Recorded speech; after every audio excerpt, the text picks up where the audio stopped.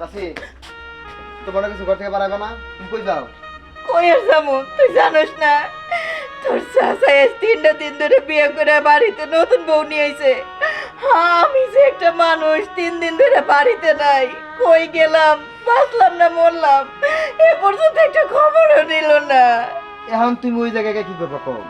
তোমার কথায় তোমার কান্না শুনে কিছু ভালো হইবে এটা মনে করছো তুমি? তুমি যাও না, ঘরে যাও। আমিও জানি সে ভালো হইব না, ভালো হোক বা না হোক তার সাথে তো আমার বোঝাপড়া আছে। আজকে এতগুলা বছর তার সাথে সংসার করলাম, জীবনটা কাটাইলাম, হে আমার কথা একবারও ভাবলো না। আর একটা ছোট একটা মাইয়ারে বিয়ে করে বাড়িতে বউ বানাই নিয়ে আইলো। আমার কি অবস্থা একটা বারের জন্য খবরও নিল না। আমিও শেষ দেখে ছাড়বো। আচ্ছা তুমি যদি এত কিছুই বোঝো তাহলে আর কি শেষ বুঝবা তুমি কত একটু? তোমার তো এখন লাভ নাই, তাতে তুমি যাও না। না রে বাজার, তুই আমার আর আটকাস না, কারণ আমি জানি আমি ওই সংসারে থাকতে পারবো না। তারপরেও কেন আমার এতগুলা বছর সংসার করার পরেও আমারে না জানায়া আর একটা বিয়ে করে বাড়িতে নিয়ে আইলো, আনলো।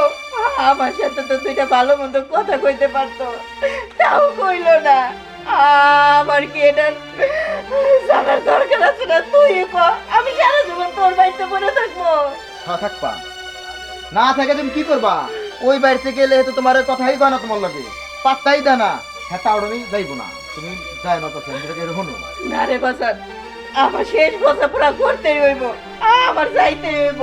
তুই আমারে ঠেকাইস না। যাও যাও, তুমি যাও, কি শেষ কথা দেখবো আমি। যাই আবার 2 দিন পর আবার ঠিক আইবে। একটা উঠ বুড়ি হয়ে গেছে, কারণ শয়তানি বাদ দেয় নাকি, আবার বিয়া করে আনছে, ওই তো যাইতে আমার ঘৃণা লাগে।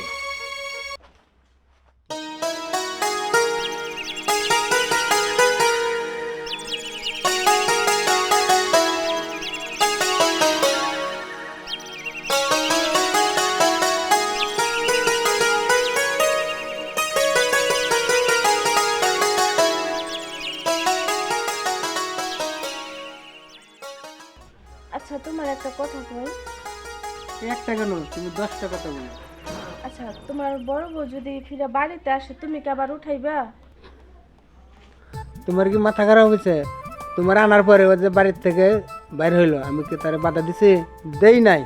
আমি চাই ও বাড়ির থেকে বাইর হয়ে যাক, তার কারণ তুমি বউ আমার এই কালের মৌসুমি।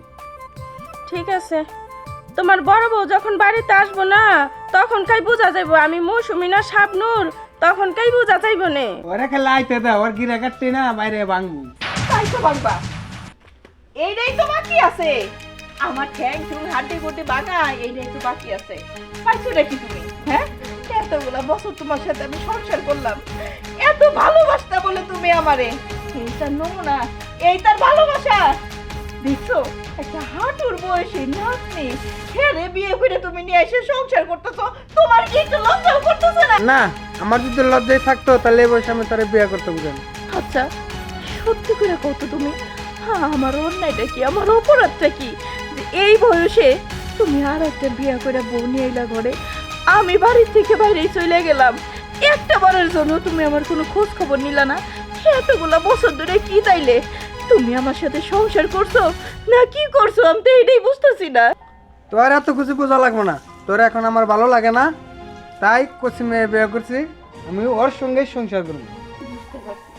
ওই মাইয়া, তুই কেমন ঘরের মাইয়া রে? তোর বাপ মা তোর কোনো শিক্ষা দেয় নাই? হ্যাঁ, তোর দাদার বয়সে নানার বয়সে একটা লোকের তুই বিয়া করে এই বাড়িতে সংসার করতে আইলি। ওই হ্যাঁ, কি বউ মরছে না বউ চলে গেছে যে তুই তার বউ হয়ে এই বাড়িতে আইলি? হ্যাঁ, তোকে মতন মাইয়া করে লেগা আমাগো মতন মাইয়া করে এই বয়সে এসে সংসার হারা হইতে হয়, স্বামী হারা হইতে হয়। কেন, তুই কি কোনো পোলা পাইতি না? হ্যাঁ, তোর মতন বয়সের কোনো পোলা তুই পাইতি না বিয়ে করানোর লেগা? কি লেগে তুই আমার সংসারটা ভাঙতে, কি জন্য তুই আমার সংসারটা নষ্ট করলি সেই জবাব দে। দেখেন, আমার অত জ্ঞান দিতে আসেন না, আমার ওনার ভাল লাগছে তাই আমি ওনার কাছে বিয়ে বসছি। ভাল লাগছে না? তোগো মতন মাইয়ারে যে কি ভালো লাগে আর কি ভালো লাগে না এটা আমি খুব ভালো করেই জানি। কি মনে করছস হ্যাঁ না বুঝলে আমি বুঝবো না? এই বয়সে বিয়ে করছস এই লোভে যে উনার টাকা পয়সা আছে, জায়গা জমি আছে, 2 দিন পরে তো এই বুড়া মইরাই যাইবো, এই টাকা পয়সা জমি জমা নিয়ে আর একটা কচি পোলার কাছে যাবি বিয়া বইতে না? এইটা তো তুই পারবি না। তুই হয়তো বা জানোস না যে এই লোকের যে জায়গা সম্পত্তি আছে সেইগুলার ভিতরে অর্ধেক অর্ধেক ভাগ আমার আছে, বুঝছাস? এইবারে কি এটা জানে? এটা কি তার মনে আছে? কি ব্যাপার, আপনি না বললেন এই জায়গা সম্পত্তি সব আপনার নামে, এখন আপনার বউ বলতেছে যে হ্যার নামে সব কিছু? হ্যাঁ, আমার বোন নামে অর্ধেক আছে, আমার নামও অর্ধেক আছে, সেই অর্ধেক তোমাকে আমি লিখে দেবো। না না না, আমি এই পুরা বাড়ির সম্পদ চাই। যদি আমার এই পুরা বাড়ির সম্পদ আমার লেখা দিতে পারো তাহলে আমি তোমার লগে সংসার করবো, আর যদি না দিতে পারো তাহলে আমি তোমার সংসার আমি করবো না। জীবনেও না। এই পুরা সয় সম্পত্তি তোমার নামে লিখে দিব, জীবনেও সেটা পারবো না। আমার নামে যে সম্পত্তি আছে এটা তো আমি কোনোদিনও মরে গেলেও আমি ওর নামে দিব না, দরকার হলে আমি রাস্তার মানুষটাই দিব।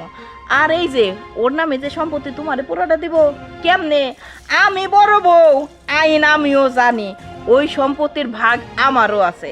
এখন তুমি এই বাড়িতে থাকবা, পুরা সয় সম্পত্তি একা একা গ্রাস করবা, বাঘের ভাগ খালি ওরেই পাবা, ওরে নিয়ে তুমি এই বাড়ির থেকে নামো। কোনো দরকার নাই, এই জায়গা সম্পত্তি যদি এই বুড়ার নামে যদি না থাকে আর আমার এই যদি না দেয়, ঠিক আছে, তাহলে আমি এই বুড়ার সংসার করে আমি কি করবো? আমার কোনো দরকার নাই এই সংসারে। দেখো, তাহলে কি আমার থেকে আমার সম্পত্তিটাকে তুমি বেশি ভালোবাসছো? তা তুমি বুঝো না, আমি তো এই জায়গা সম্পত্তির জন্যই তো তোমার কাছে বিয়ে বইছি। আর আমার মতো এরকম কচি একটা মাইয়া তোমার কাছে যে বিয়ে বইছে, কিসের জন্য বিয়ে বইছে তুমি সেটা বুঝতে পারো না?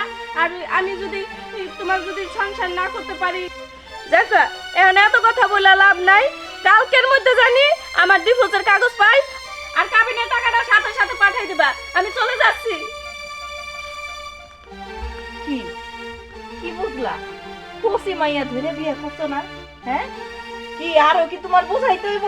পুরা সম্পত্তি গ্রাস করতে চায়, সে তো তোমারে চায় না। আমার মতন মাইয়া রে তুমি বাড়ি থেকে বাইর করে দিলা। হ্যাঁ, ছোট মাইয়া বিয়ে করে বাড়িতে নিয়ে আসলো সংসার করণের লেগা।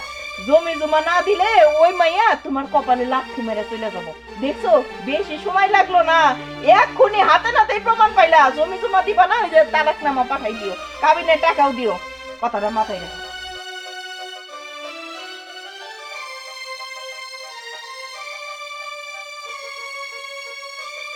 না, এই ভুলটা আমি কেন করতে গেলাম? বউটা তো আমার আগেরটাই ভালো।